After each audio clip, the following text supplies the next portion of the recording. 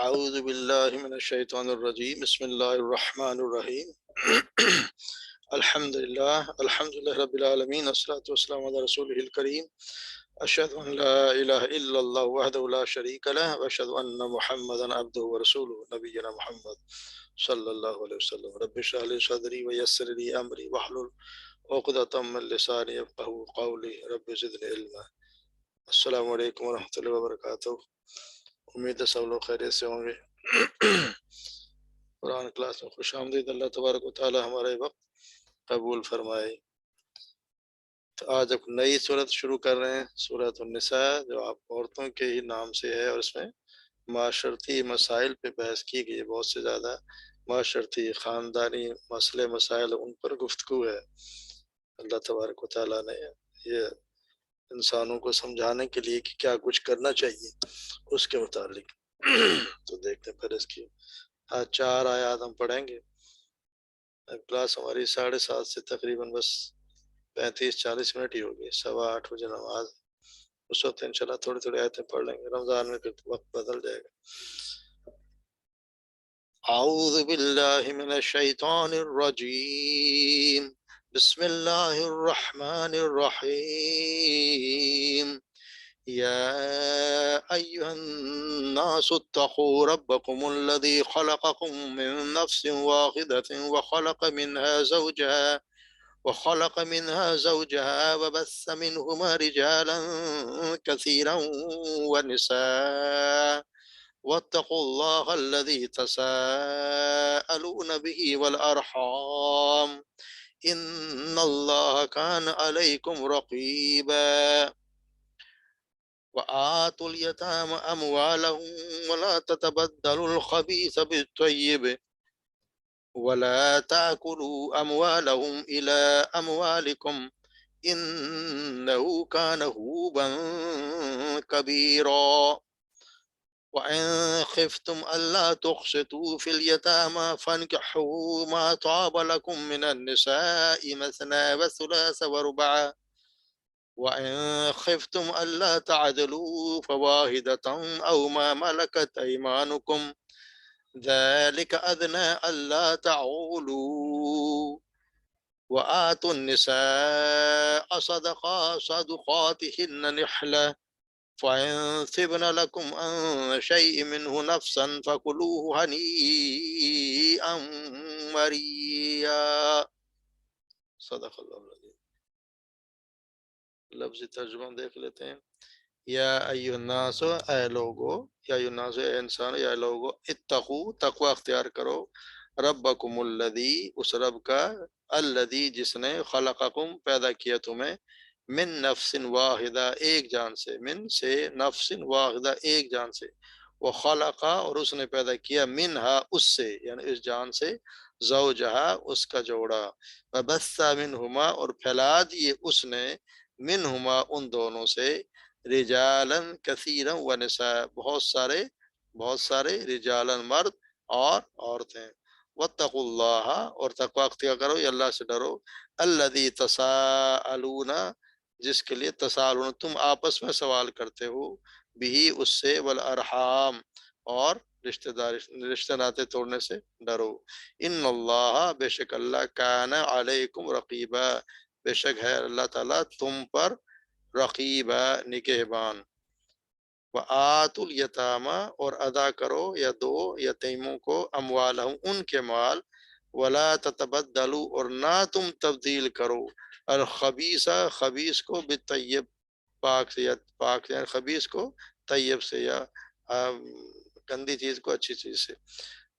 ولا تاکلوا اموالہم، ولا تاکلوا، اور نہ تم کھاؤ، اموال، ان کے مال، الا اموالکم، اپنے مالوں پر، یعنی ان کے مال تم خود نہ کھاؤ۔ انہو کان حوبا کبیرا، اور بے شک یہ ہے حوبا کبیرا، بہت بڑا گناہ۔ وَإِنْ خِفْتُمْ، اور اگر تمہیں ڈر ہو، اللہ تقسطوا، اللہ کہ نہیں، تقسطوا، تم انصاف کر سکو گے، فی الیتامى، یتیموں کے بارے میں، یتیموں پر، فانکحوا، پس نکاح کر لو، ما طاب لکم، جو تمہیں پسند ہو، من النساء، اور تمہیں سے، مثنی، دو دو، वसुलासा और 3 3 व रुबा और 4 4 फ़ाइन ख़िफ़्तुम और अगर तुम्हें डर हो अल्ला तादिलू कि तुम इंसाफ नहीं कर सकोगे फ़वाहिदतन तो बस फिर एक ही काफ़ी है औ मा मलकत ऐमानुकुम या वो जो तुम्हारे मलकियत में तुम्हारे दाहिने हाथ में या तुम्हारी लौंडियां हैं ज़ालिक अदना ये ज़्यादा करीब है अदना ज़्यादा करीब है अल्लाह कि तुम ना ताउलू तुम ना इंसाफ कर सके तुम ये ज़्यादा करीब कि तुम ना इंसाफी ना करोगे आतुन निसा और अदा करो औरतों को सदक़ात हिन्ना निहला उनके सदक़ात यानी कि उनके हक में है निहला खुशी से फ़ाइन तिबना और अगर वो खुशी से छोड़ दें लकुम तुम्हारे लिए अन शैइन कुछ भी यानी उस महर से कुछ भी छोड़ दें मिन उसमें से नफसन अपनी खुशी से अपने जी से फ़कुलूहु पर तुम खाओ उसे हनियम मरिया कोई मज़े से खुशी खुशी उसे खाओ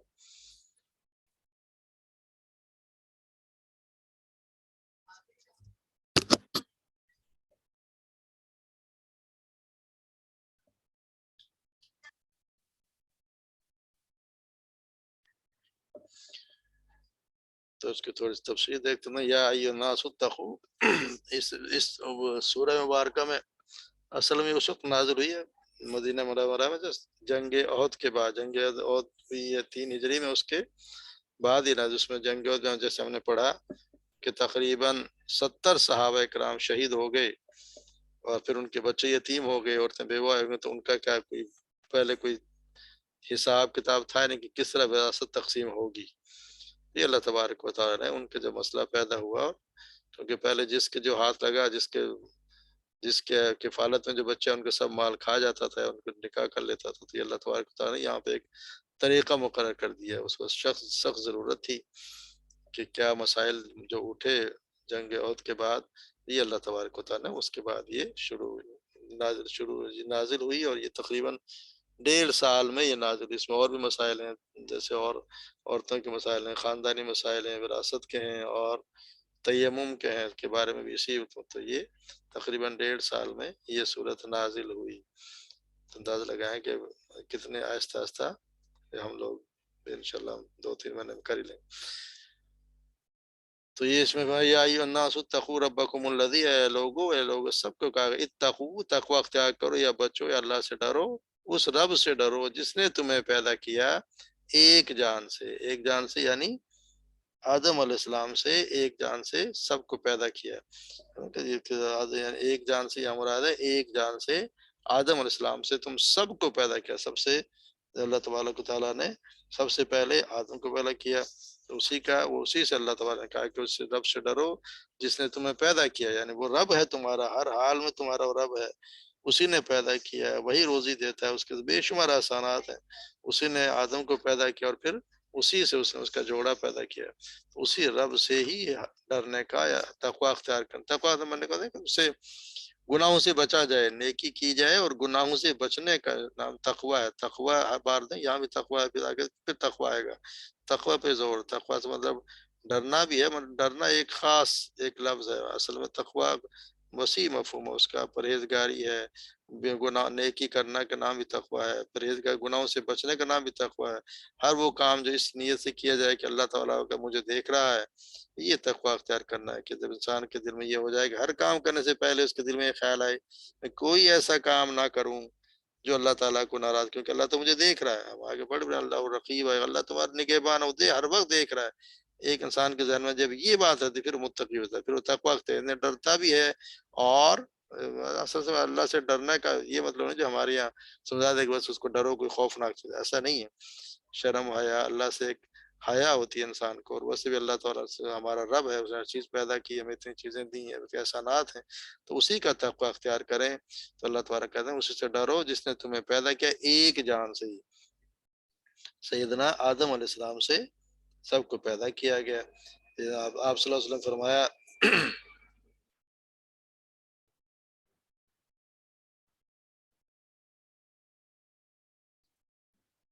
सैयदना अबू हुरैरा रज़ियल्लाहु अन्हु बयान करते हैं आप सल्लल्लाहु अलैहि वसल्लम फरमाया रोज़ महशर लोग आदम अलैहिस्सलाम के पास जाएंगे और कहेंगे ए आदम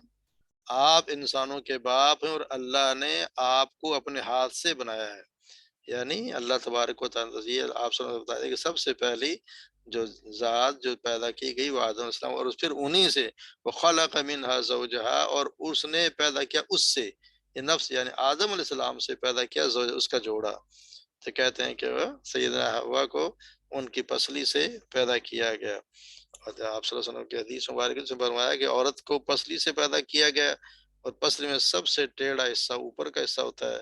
سو اگر تم اسے سیدھا کرنا چاہو گے تو توڑ بیٹھو گے، اور اگر اس سے فائدہ اٹھانا چاہو تو اسی طرح فائدہ اٹھاؤ گے، اس میں برابر ٹیڑھا پن ہوگا. یعنی عورت کی فطرت میں ہے کہ تھوڑا سا کجی اور تھوڑا ٹیڑھا پن ہوتا تھا. اس کو اسی طرح سے اس کے ساتھ سلوک کرو. اس کو اگر توڑنا ہے تو اس کو زیادہ سختی کرو گے، اس کا زیادتی کرو گے تو اس کو توڑ بیٹھو گے. تو یہ یہاں پہ یہ فرمایا ہے. کچھ لوگ کہتے ہیں کہ یہ شاید یہ تسبیح ہے، وہ تسبیح دی گئی ہے کہ اس پسلی کی طرح ٹیڑھ پر اس لیے دے دے، مگر آپ نے فرمایا اس کو ان کو ہوا کو ان کی پسلی سے پیدا کیا گیا تمہیں، تو پھر یہ انہیں سے پیدا کیا گیا.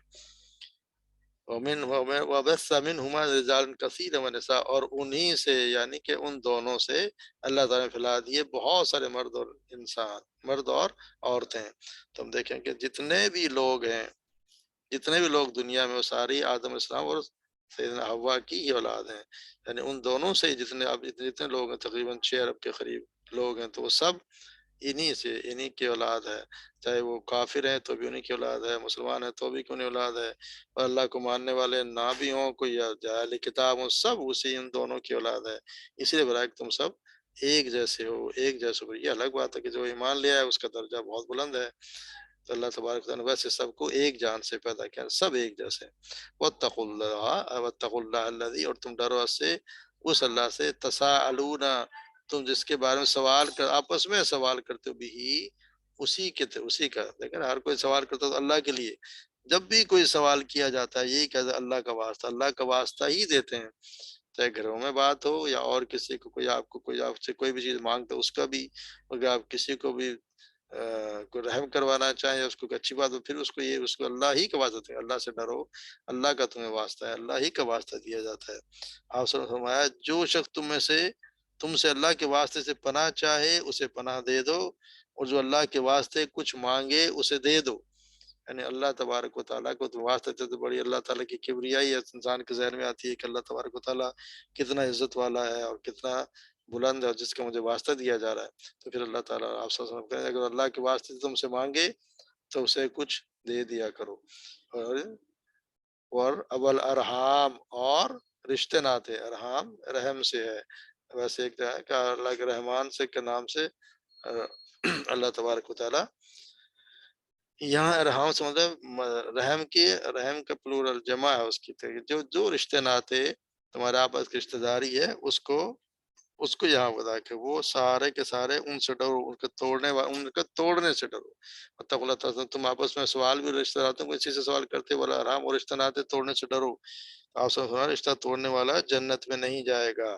رشتے ناتوں کو توڑنے کا بہت خیال بتایا گیا کہ بہت زیادہ احترام کرو، جو رشتے ہیں ان کا ہر حال میں احترام کیا جائے. سیدنا ابو ہریرہ بیان کرتے ہیں کہ آپ صلی اللہ علیہ وسلم فرمایا رحم یعنی رشتہ دار، رشتہ اللہ تعالیٰ کے اسم گرامی رحمان سے نکلا ہے. اللہ تعالیٰ رشتہ سے فرمایا،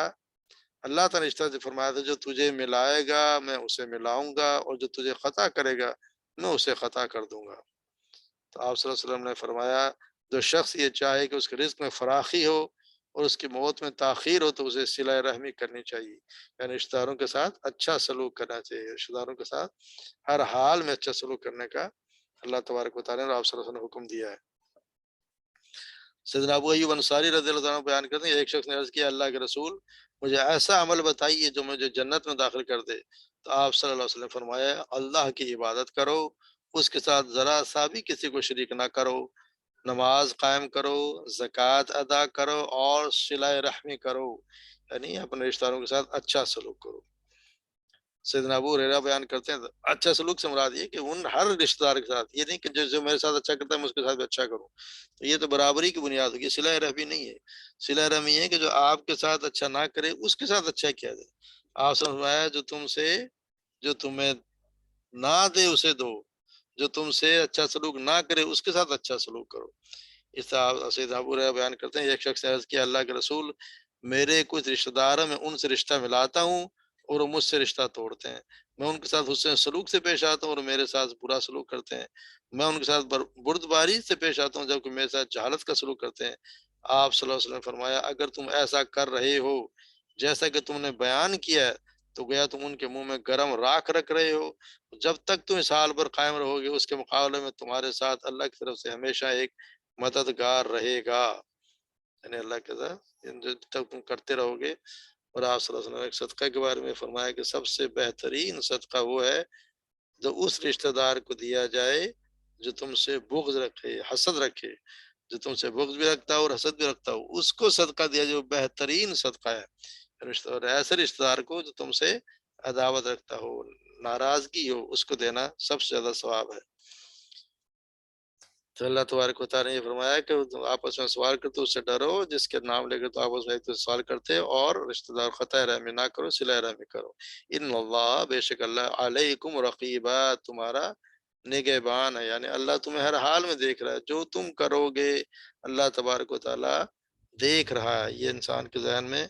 رہنی چاہیے کہ اللہ سے کوئی بھی عمل پوشیدہ نہیں ہے، جو کام ہم کرتے ہیں اللہ تبارک و تعالیٰ اس سے باخبر ہے۔ سید ابو ہریرہ سیدنا عمر بن خطاب بیان کرتے ہیں کہ آپ صلی اللہ علیہ وسلم نے حدیث جبرائیل میں فرمایا اللہ کی عبادت اس طرح کرو گویا تم اسے دیکھ رہے ہو، اور اگرچہ درجہ حاصل نہ ہو تو پھر یہ تو سمجھ لو کہ وہ تمہیں دیکھ رہا ہے۔ انسان اس طرح عبادت کرے، ہر وقت یہ خیال کرے کہ میں اللہ تبارک و تعالیٰ مجھے دیکھ رہا ہے۔ جب یہ انسان کے ذہن میں راسخ ہو جائے گا، وہ پکا ہو جائے گا، تو پھر وہ گناہ سے ہر حال میں بچے گا۔ جب بھی اسے کسی گناہ کا خیال آئے گا، جب بھی کوئی جھوٹ بولنے کی کوشش کرے گا، جب بھی کوئی اور غلط کام کرے تو فوراً ہی آئے گا اللہ مجھے دیکھ رہا ہے۔ جب کوئی بڑا دیکھتا ہے، ماں باپ بھی دیکھ رہے ہیں، تو ہم کوشش کرتے ہیں کہ نہ کوئی ایسا کام نہ کیا جائے جو ہمیں کوئی بڑا دیکھ رہا ہو، تو پھر اللہ تبارک و تعالیٰ تو اللہ ہے، وہ تو رب ہیں، سارے جہان کو پالنے والے ہیں، ہمارے خالق ہیں۔ تو ان کا یہ خیال آ جائے کہ اللہ مجھے دیکھ رہا ہے اور میری ہر بات کا مجھے اس دن حاضر، ہم نے پڑھا ہے کہ ہر چیز حاضر کر دی جائے گی، اس دن حاضر ہوگی، چھوٹی سے چھوٹی چیز بھی حاضر ہوگی، بڑی سے بڑی چیز بھی حاضر ہوگی۔ تو انسان کے ذہن میں جب یہ بات آ جائے گی تو وہ پھر بچتا رہے گا، پھر وہ کسی حال میں بھی گناہ نہیں کرے گا جانتے بوجھتے۔ پھر یہاں سے یتیموں کے جو مسائل اس کے بارے میں ان کے سوال شروع ہو گئے، ان کے مسائل اور ان کا حل۔ وآتوا الیتامى اور دو یتیموں کا اموال ان کے مال، ولا تبدلوا الخبیث بالطیب اور نہ بدل دو خبیث کو طیب کے بدلے۔ تو یتیموں کے مال پہلے ہوتا یہ تھا کہ جس کے جو ہاتھ آیا، کسی کے جو یتیموں جس کی جس کی نگرانی میں آیا، جو کفالت کرنے لگا، تو وہ پھر یتیم کا مال کھا جایا کرتا تھا۔ تو یہاں اور جو یہ متبدل ہوگا خبیث کا اور اپنے خبیث سے طیب، یعنی کہ برا تمہارا ایک مال ایک چیز خراب ہے اور یتیم کی مال اچھی ہے، تو اپنی چیز کو اس کے مال یہ نہ لگے، اچھی چیز کو تم لے لو اور اس کو خبیث کو اس میں جانے، خبیث یہاں کہا گیا ہے بری چیز کو، یعنی یہ خبیث یعنی اس کو اتنی تسبیح دی گئی کہ تم بدل دو تو خبیث ہو جائے گی، حالانکہ وہ پاک ہے، حلال ہے، مگر اگر تم نے اس کو بدل دیا اس کے اچھے مال سے تو وہ پھر خبیث ہو گئی۔ اس کا مال طیب ہے، یتیم کا مال اچھا ہے، تو اپنے اس کو برے مال سے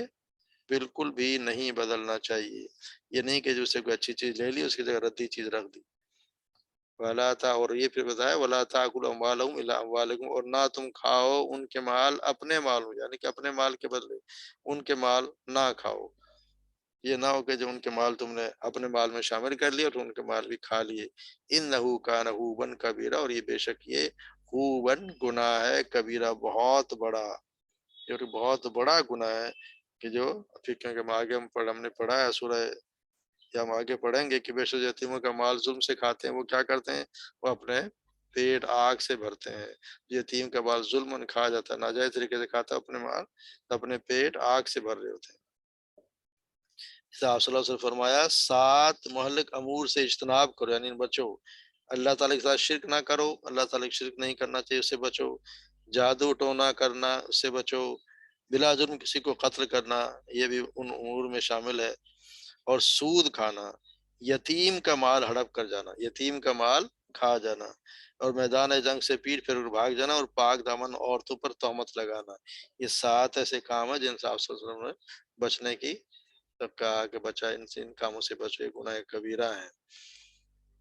تو اور اگر تم پھر یہ بتایا کہ اگر تم ان خفتم اللہ تقسطوا فی الیتامى، اور اگر تم انصاف نہیں کر سکتے، اگر تم ڈر ہو، ان خفتم اگر تم ڈرتے ہو، اللہ کہ نہیں تقسطوا انصاف، تم انصاف کر سکو، فی الیتامى یتیم کے یتامہ سے، یتیم واحد ہے، یتامہ جمع، تو اس میں دونوں ہیں، لڑکیاں بھی شامل ہیں لڑکے بھی شامل ہیں، تو یہاں پہ ہے لڑکیوں کے بارے میں، یتیم لڑکیوں کے بارے میں اگر تم انصاف نہیں کر، تمہیں ڈر ہو تم انصاف نہیں کر سکو گے، فَانْكِحُوا وَطَابَ لَكُمْ، پر تم نکاح کر لو جو تمہیں پسند ہو، اور عورتوں دوسری عورتوں سے۔ ہوتا یہ تھا کہ پہلے جس کی کفالت میں کوئی یتیم لڑکی ہوتی تھی اور وہ اسے پسند بھی کرتا تھا، اس کی سے وہ زبردستی نکاح کر لیتا تھا، اور اس کا مال پھر اس کو وہ چیز دیتا ہے جتنا اس کو دینا چاہیے، جتنا حق مہر یعنی اسے کوئی اور دیتا اتنا وہ اسے دیتا نہیں تھا، اور پھر اسے نکاح بھی کر لیتا، اپنی مرضی سے نکاح کر لیا اور اس کو اس کا حق بھی نہ دیا۔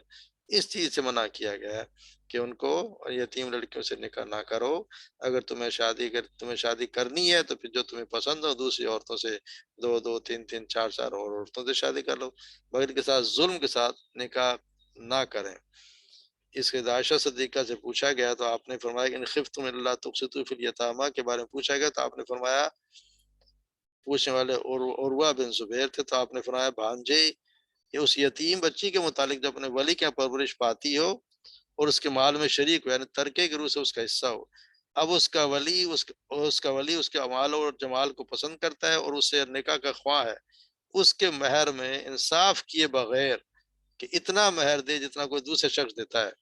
کہ دوسرا دیتا ہے اتنا مہر نہیں دیتا، یعنی چنانچہ پھر اللہ تعالیٰ نے اس آیت کے لوگوں کو روک دیا کہ ان سے نکاح کریں، سوائے صورت میں کہ وہ ان سے انصاف کریں اور دستور کے مطابق پورا حق مہر دیں، پھر حکم دیا ہے کہ ان کی اس صورت میں ان کے سوا دوسری عورتوں سے جو انہیں پسند ہو نکاح کر لیں،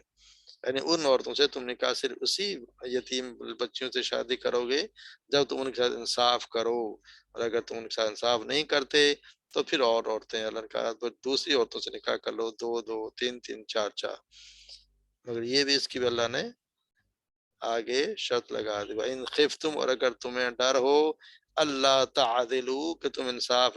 عدل نہیں کر سکو گے، فواحدۃ تو بس ایک ہی کافی ہے، واحدۃ بس ایک ہی کافی ہے، او ما ملکت ایمانکم، اور یا وہ جو تمہاری ملک یمین میں ہے، یعنی تمہاری لونڈیاں ہیں، یہاں سے انصاف سے مطلب ہے کہ ان کے ساتھ برابری کا برتاؤ کیا جائے، ان کے ساتھ یہ نہ ہو کہ ایک کو لٹکتا ہوا چھوڑ دے، اس کا یہ قطعی مطلب نہیں ہے کہ دل کا معاملہ اس میں نہیں شامل، مگر اور جتنا بھی مکان میں پڑھانے، مکان میں کھانے میں کپڑوں میں، اس کے ساتھ سب کے ساتھ برابری کا برتاؤ کیا جائے، اور یا اگر یہ نہیں کر سکتے تو کہ بہت مشکل کام ہے تو پھر ایک ہی علن کا تمہارے لیے ایک ہی کافی ہے، یا وہ جو تمہارے حق میں تمہارے یہاں لونڈیاں ہیں۔ آج کل تو یہ کنیز والا مسئلہ سارا ختم ہو گیا، تو صرف تو یہ زیادہ قریب ہے کہ جی ایک عورت ہی سے شادی کی زیادہ بہتر ہے، کیا بہتر ہے، اللہ ذالک ادنیٰ، یہ زیادہ قریب ہے کہ اللہ تعولوا کہ تم بے انصافی نہیں کرو گے، یہ زیادہ قریب ہے کہ تم عدل نہیں کرو گے تو پھر ایک ہی عورت پہ اکتفا کرو، کہ وہ پھر یہ زیادہ قریب ہے کہ تم بے انصافی نہیں کرو گے۔ اور پھر اللہ نے فرمایا وَآتُوا النِّسَاءَ صَدُقَاتِهِنَّ، تم ادا کرو عورتوں کو ان کے حق مہر، نحلا خوشی خوشی، یہ نہیں کہ زبردستی ناراض، خوشی خوشی عورتوں کے حق مہر ان کو ادا کرو۔ ہوتا یہ تھا کہ عورتوں کے حق مہر دوران جا رہے تو لوگوں کے حق مہر خود لے لیتے تھے، عورتوں کو کچھ نہیں دیتے تھے، مرد لے لے یا گھر والے ان کے لے لیتے، عورتوں کو کچھ بھی نہیں دیتے تھے۔ اسی طرح اللہ تعالیٰ نے یا حکم دیا کہ شادی کو عورتوں کا حق مہر ضرور متعین کیا جائے اور ان کا حق مہر انہیں ضرور دیں، اور پھر یہ بتایا کہ فَإِن طِبْنَ لَكُمْ، پھر اگر وہ خوشی سے چھوڑ دیں، اگر وہ خوشی سے چھوڑ دیں تمہارے لیے کچھ اس میں سے، اگر حق مہر میں کچھ بھی چھوڑ دیں خوشی سے، نفسن اپنے جی سے، فَكُلُوا پھر تم کھاؤ اسے، ہنی مریا پھر تم اس کو خوشی سے مزے سے کھا سکتے ہو، اور شرط یہ ہے کہ اگر وہ خوشی سے چھوڑیں، زبردستی نہیں، اور یہ وہاں پہ ضروری ہے، حق مہر دینا ضروری ہے، اور دیں بھی کتنا، آپ سیدہ عائشہ صدیقہ سے پوچھا گیا کہ آپ صلی اللہ علیہ وسلم رسول اللہ صلی اللہ علیہ وسلم کی ازواج متعلق حق مہر کیا تھا، تو آپ نے فرمایا 12 اوقیہ اور 1 نش، یعنی کہ یہ تقریباً بنتے ہیں 500 درہم، اس زمانے کے لیے 500 سونے کے سکے. ہمارے یہاں وہ نام لے کے کہ شرعی مہر 32 روپے اور 500 روپے، ایسا نہیں ہے. مہر جتنا بھی اس کی گنجائش کے مطابق، جس کی دولہا صاحب جس جو شادی کر رہا ہے اس کی گنجائش کے مطابق حق مہر مقرر کیا جانا چاہیے. عورت کی حیثیت سے اسے پتہ چلتا ہے کہ اس کو کتنی اہمیت دی جا رہی ہے. تو آپ صلی اللہ علیہ وسلم کے ازواج مطہرات کے بھی 500 درہم کی تقریباً بنتی ہے. تو آپ صلی اللہ علیہ وسلم، لیکن دینا یہ ضروری ہے، جو بھی جتنا بھی دے ضرور دے، اور اس میں ضروری ہے. آپ صلی اللہ علیہ وسلم نے فرمایا اگر تم کسی بیوی کی جگہ، بلکہ آپ یہ اسی میں ہم پڑھیں گے سورہ نساء کی 20 آیت میں، وَإِنِ ارْتَبْتُمْ لِاسْتَعْوَذَ زَوْجًا، کہ اگر تم کسی بیوی کی جگہ اور بیوی بدل کر لانے کا ارادہ کرو اور تم ان میں سے کسی ایک کو خزانہ دے چکے ہو تو اس میں سے کچھ بھی واپس نہ لو. یعنی کہ خزانہ بھی اگر جتنا مرضی جس کو لگ پڑے اس کی کوئی پابندی نہیں ہے، اس کو دے پھر اسے واپس نہ لو. کیا تم اسے بہتان لگا کر شریک گناہ کر کے لوگے؟ کیا تم بہتان لگاؤ گے پھر اسے واپس محکمہ لوگے؟ اس طرح سے ابن عباس بیان کرتے ہیں کہ جب سیدنا علی رضی اللہ تعالیٰ عنہ نے سیدہ فاطمہ سے شادی کی تو آپ صلی اللہ علیہ وسلم نے انہیں فرمایا اسے کچھ دو. تو انہوں نے کہا کہ میرے پاس تو کچھ بھی نہیں ہے. اس پر آپ نے فرمایا تیری حتمی ذرا کہاں ہے، یعنی وہ ذرا کہاں ہے اس کو ہی. پھر انہوں نے ہم نے سنا ہوا کہ جی وہ اپنے ذرا جو ہے وہ گروی رکھی اور اس کے بدلے میں جو ملا اس کو حق مہر دیا گیا. اس طرح آپ صلی اللہ علیہ وسلم نے ایک آدمی سے فرمایا نکاح کر خواہ لوہے کی انگوٹھی ہی دے کر، یعنی حق مہر دینا لازمی ہے، دینا چاہیے. اس کے بعد اگر عورت خوشی چھوڑ دے تو پھر مزے سے کھاؤ، اگر وہ خوشی سے، زبردستی نہیں. یہ نہیں کہ زبردستی کرایا جائے. تو یہ آپ صلی اللہ علیہ وسلم نے بھی یہاں پہ بتایا. آپ صلی اللہ علیہ وسلم فرمایا حجۃ الوداع کے موقع میدان عرفات میں صحابہ کرام سے خطاب کرتے ہوئے آپ نے فرمایا تم عورتوں کے متعلق اللہ سے ڈرتے رہنا، کیونکہ تم نے انہیں اللہ کی امان کے ساتھ لیا ہے اور انہیں اللہ کے کلمے کے ذریعے اپنے لیے حلال کیا ہے، اور تمہارا ان پر یہ حق ہے کہ وہ تمہارے بستروں پر یعنی تمہارے گھروں میں کسی ایسے شخص کو نہ آنے دیں جنہیں تم ناپسند کرو، اور ان کا تم پر یہ حق ہے کہ تم انہیں معروف طریقے کے مطابق کھانا اور لباس مہیا کرو. یعنی مرد کی ذمہ داری ہے اس کی رہائش، اس کا کھانا، اس کا لباس، یہ مرد کی ذمہ داری ہے. اور عورت کی ذمہ داری ہے کہ وہ اس کی غیر موجودگی میں، اس کی موجودگی میں اس کے گھر کی حفاظت کرے، اس کے نفس کی حفاظت کی جائے. اللہ تبارک و تعالیٰ ہمیں صحیح طور پر سمجھنے کی توفیق دے، سمجھ عطا فرمائے. اس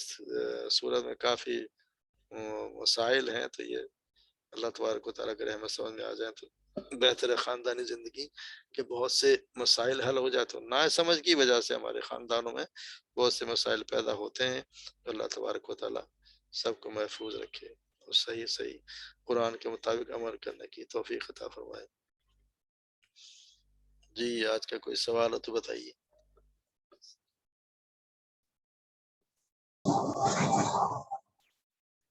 جی شگفتہ.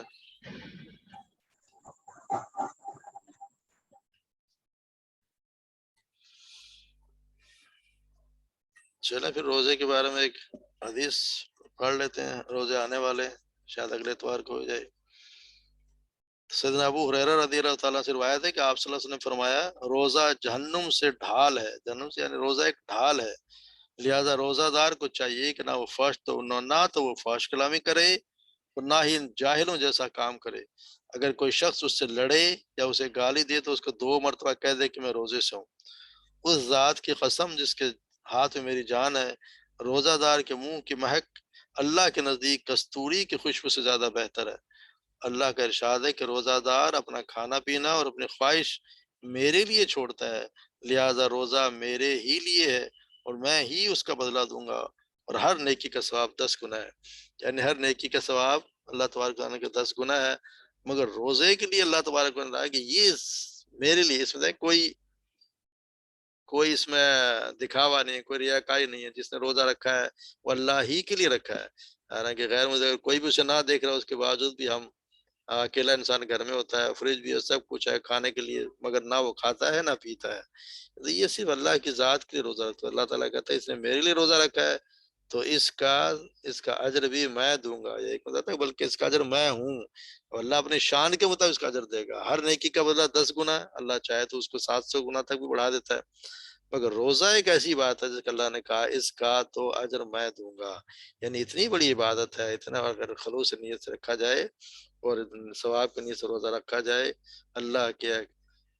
حکم کی تابعداری کرتے ہوئے اس میں نہ کوئی فحش کلامی کرے، نہ جھوٹ بولے، نہ چغلی کرے، نہ کوئی غیبت کرے،